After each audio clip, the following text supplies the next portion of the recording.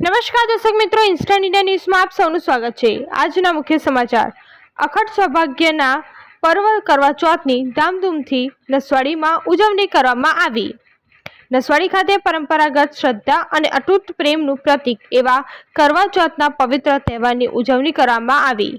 દર વર્ષે કાર્તક કૃષ્ણ પક્ષની ચતુર્થીના દિવસે સૌભાગ્યવતી સ્ત્રીઓ તેમના પતિના લાંબા આયુષ્ય, સુખાકારી અને સ્વાસ્થ્ય માટે સવારથી જ નિર્જળા વ્રત રાખે છે, ગણપતિની પૂજા કરે છે, સોળ શણગાર સજીને ચંદ્રની રાહ દેખે છે।